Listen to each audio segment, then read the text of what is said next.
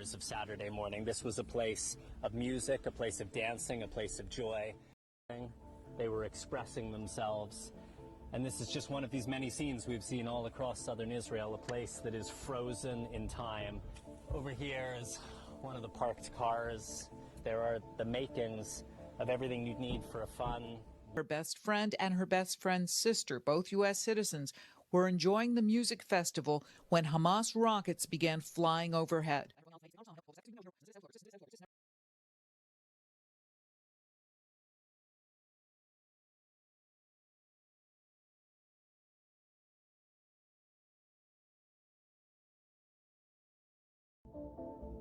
Noah Kalash and her boyfriend hid in the bushes for 8 hours until they were rescued.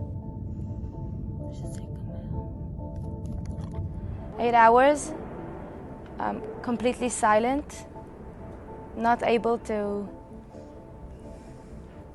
speak or to breathe or to do anything.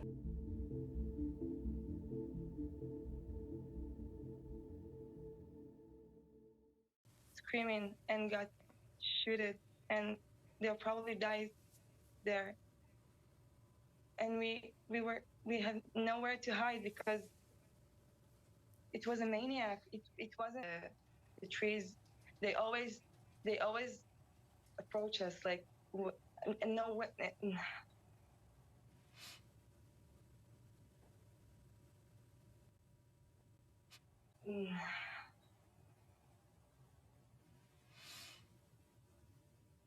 The security guards in the rave didn't even have guns. It's a peaceful rave.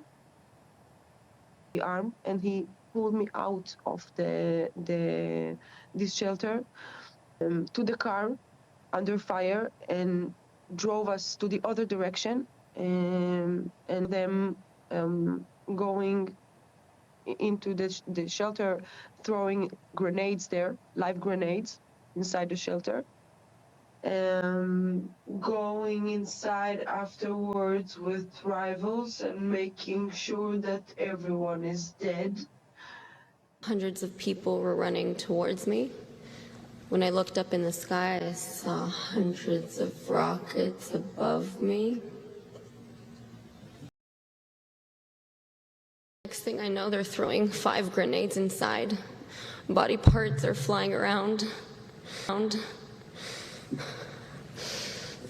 And all I hear around me is people suffocating, people on top of another, and a lot of shots. The Assembly of American Jewish Leaders and U.S. government officials that she has been unable to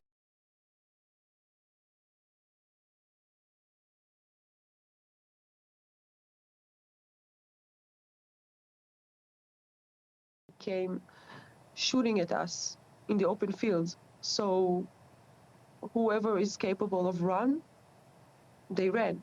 Whoever's not, just kidnapped or tortured or dead. They came from the sky with jeeps. They came from the sky with jeeps. I don't know how this thing could happen. They came from the sky with jeeps. They came from the sky with jeeps. I don't know how this thing could happen.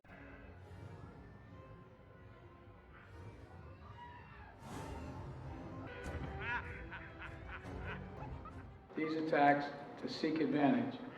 The world is watching. Music festival arranged. When I opened the tent, I realized chaos was in front of me. Noah Ben-Arzi described the terror. Raised our debt limit 3 times in the last 12 months.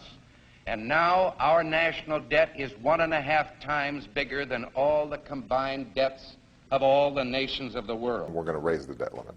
We always have. We will do it again. Das kann man nicht vorstellen. Aber mit denen arbeitet man zusammen. Die Saudis produzieren jeden Tag 10 Millionen Fass Erdöl und die Amerikaner brauchen jeden Tag 20 Millionen Fass Erdöl. Vielleicht haben Sie es noch in Erinnerung, ich habe zuvor gesagt, wir brauchen 90 Millionen Fass. Das ist der Weltverbrauch. Und die Amerikaner brauchen 20 Millionen Fass von diesen 90. Das ist ein schon großer Anteil. Das heißt, hier haben Sie ein Bild vom größten Konsumenten der Welt und vom wichtigsten Lieferanten. Oder wenn Sie erlauben, ein bisschen zugespitzt, der größte Süchtige mit dem mächtigsten Dealer.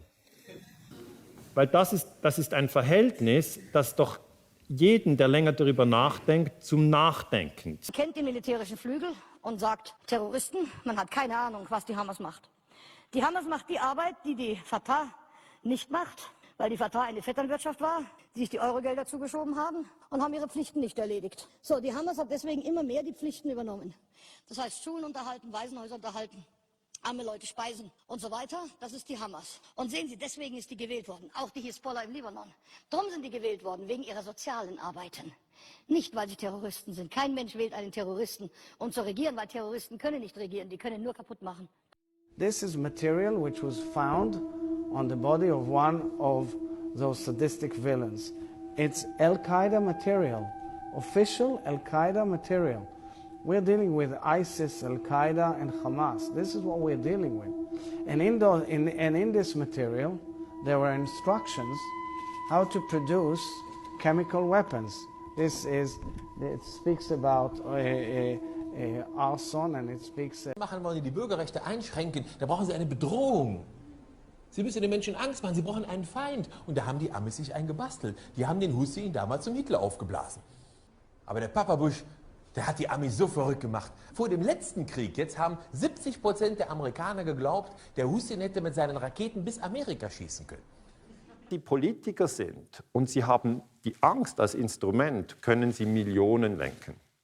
Angst ist natürlich eine Technik, die funktioniert, weil die Leute dann denken, okay, im Irak gibt es diese ABC-Waffen, dann müssen wir... Dieses dämliche Volk weiß ja nicht mehr das Wasser zwischen den Kontinenten. Jetzt haben in der Regel einen Politiker, der eben eine gewisse Zeit glaubwürdig ist. Und das war in diesem Fall der amerikanische Außenminister, der Colin Powell. Aber wenn der amerikanische Außenminister im UNO-Sicherheitsrat spricht, dann ist das ja eine so mächtige Person an einem so mächtigen Ort, kann ja nur die Wahrheit sein. Und da möchte ich Ihnen einfach als Historiker die Faustregel mitgeben, nein, nein. Also gerade sehr mächtige Menschen sind oft an Macht interessiert und eben nicht an Wahrheit. Das ist ein ganz wichtiger Punkt, um den zu erkennen. Ich sah die irakischen Soldaten. Sie kamen mit Gewehren ins Krankenhaus und haben die Babys aus den Brutkästen geholt. Die Brutkästen haben sie mitgenommen und die Babys auf dem kalten Boden sterben lassen. Es war entsetzlich. Diktators aufzuhalten, dessen Truppen schwangere Frauen aufspießen und Babys aus den Brutkästen reißen. Unter diesem Eindruck stimmt der Kongress mit knapper Mehrheit schließlich für den Krieg. Ortsbesichtigung im Krankenhaus. Die angeblich demontierten Brutkästen waren noch da. Und die zuständige Ärztin antwortet auf die Frage, ob die Iraker die Babys aus den Brutkästen gerissen haben, eindeutig. The US government has committed acts that are extremely unjust, hideous and criminal through its support of the Israeli occupation of Palestine. And we believe the US is directly responsible for those killed in Palestine, Lebanon and Iraq.